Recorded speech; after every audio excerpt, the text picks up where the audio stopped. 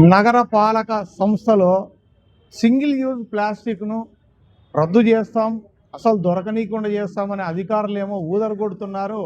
కానీ విచ్చలవిడిగా ఎక్కడ చూసినా, ఏ అంగల్లో చూసినా ప్లాస్టిక్ దొరుకుతోంది. దానికి ఉదాహరణ నిన్న మేమే ఇది ఇంకా కొంచెం షాంపులు ఏ అంగల్లో తీసినా కూడా టన్నులు టన్నులు ప్లాస్టిక్ దొరుకుతోంది. మరి అధికారులు మేము రైడ్ చేస్తున్నాం అంటున్నారు, కానీ ఏదో యాపిల్కాయ అరటికాయల బండి దగ్గర, ఫ్రూట్స్ బండి దగ్గరికి పోయి అమ్మాయిలు వాళ్ళ దగ్గరికి పోయి 500 పోయి ఫైన్ రాస్తున్నారు తప్ప షాపుల దగ్గరికి పోయి ఎందుకు ఫైన్ రాలేదు? షాపు లైసెన్స్ ఎందుకు రద్దు చేయలేకున్నారు?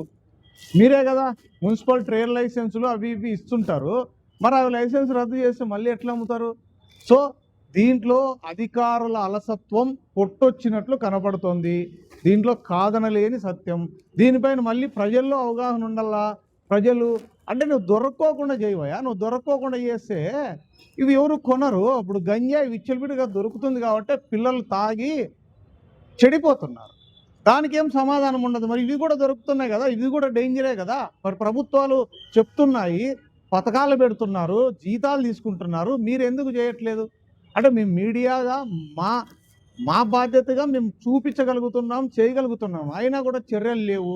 ఖచ్చితంగా ఈ షాపుల వాళ్ళు ఎవరైతే ఉన్నారో, మెయిన్గా సూపర్ స్టాకిట్స్ ఎవరైతే ఉన్నారో వాళ్ళ లైసెన్సులు రద్దు చేసి అమ్మకోకుండా ఒకసారి చేస్తే, 2 సార్లు చేస్తే, కనీసం మూడోసారికి రద్దు చేసేలా, షాప్ లైసెన్స్ లేకుండా ఉండాలా, వాళ్ళని అరెస్ట్ చేయాలా. చట్టాలు ఖచ్చితంగా దీనిపైన గట్టిగా పని చేయాలి అధికారులు. మరి అధికారులు పని చేయకోకుండా ప్రజల్లో చైతన్యం రావాలంటే ఎలా వస్తుంది? ముఖ్యంగా తాడిపత్రిని తీసుకున్నాం. తాడిపత్రిలో ఎక్కడైనా కవర్ దొరుకుతుందా? మరి తాడిపత్రి అనంతపురం కంటే చిన్న మున్సిపాలిటీ, తాడిపత్రిలోనే వాళ్ళు కట్టడి చేసినప్పుడు మీరు అనంతపురంలో ఎందుకు చేయలేకపోతున్నారు? ఇందులో రాజకీయ నాయకులు ప్రమేయం ఉందనా, లేకపోతే అధికారుల అలసత్వమనా? ఎవరిది తప్పు? ఒకసారి మీ గుండెల మీద చేసుకొని ఖచ్చితంగా మీరు ఆలోచించుకుంటే, అధికారులు తలుచుకుంటే ఖచ్చితంగా ఈ కవర్స్ ఎక్కడ కూడా దొరకవు.